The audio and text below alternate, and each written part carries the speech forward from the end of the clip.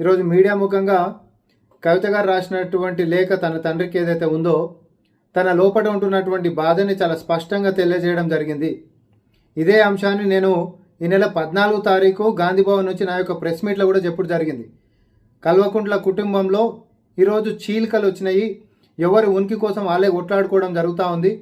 ఈరోజు కేటీఆర్ తన యొక్క ఆధిపత్యం కోసం, లేకపోతే హరీష్ రావు గారు తన యొక్క ఉనికిని కాపాడుకోవడం కోసం, లేకపోతే కవిత గారు తన యొక్క ఆత్మ గౌరవం కోసం కొట్లాడుతున్నటువంటి తీరు చూస్తే భవిష్యత్ కాలంలో బీఆర్ఎస్ పార్టీ అనేటటువంటిది ఎట్టి పరిస్థితుల్లో కలిసి ఉండేటటువంటి పరిస్థితి కనిపిస్తలేదు.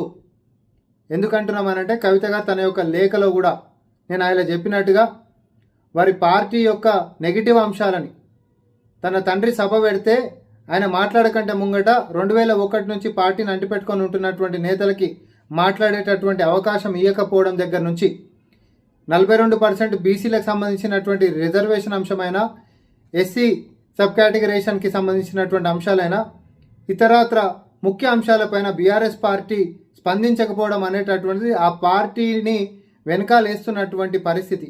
అంతేకాదు తను జైలుకు పోవడానికి కారణమైనటువంటి బీజేపీ పార్టీ పైన అంతు చూస్తామని, వారి సంగతి చూస్తామని చెప్పి శపథం తీసుకున్నటువంటి కవిత గారి యొక్క నోరు నొక్కేసినటువంటి పరిస్థితి కూడా పరోక్షంగా తన యొక్క లేఖలో తన యొక్క అసంతృప్తిని వారి యొక్క తండ్రి గారికి తెలియజేయడం జరిగింది. బీజేపీ మీద మనం గట్టిగా కొట్లాడితే బాగుంటుంది, బీజేపీ మీద మనం కొట్లాడకపోవడం అనేటటువంటిది మనము కలిసే ఉన్నాం అనేటటువంటి అంశం ప్రజలు మాట్లాడుకుంటున్నారు అనేటటువంటివి ఖచ్చితంగా తన లోపట ఉంటున్నటువంటి అసంతృప్తి. కానీ అసలు వాస్తవం ఏంటంటే ఎట్టి పరిస్థితులలో బీఆర్ఎస్ పార్టీ బీజేపీని తిట్టదు, బీఆర్ఎస్ పార్టీ బీజేపీకి వ్యతిరేకంగా కొట్లాడదు. తన యొక్క కన్న కూతురు ఒకవేళ బీజేపీ మీద కొట్లాడతామన్నా రాజకీయం నుంచి పక్కన పెడతారే తప్ప బీజేపీ మీద కొట్లాడేటటువంటి దుస్సాహసం బీఆర్ఎస్ పార్టీ కేసీఆర్ కానీ, కేటీఆర్ కానీ, హరీష్ రావు కానీ చెయ్యరు. భవిష్యత్తులో కూడా ఈ పార్టీలో ఎవరైనా బలంగా కానీ వాళ్ళు కొట్టుకొని ఇంకేదైనా కానీ రాజకీయంగా ఎవరైతే బలంగా తయారవుతారో వాళ్ళతో బీజేపీ కలిసిపోయేటటువంటి యొక్క నిర్ణయాలు చాలా స్పష్టంగా మనకు కనిపిస్తూ ఉన్నాయి.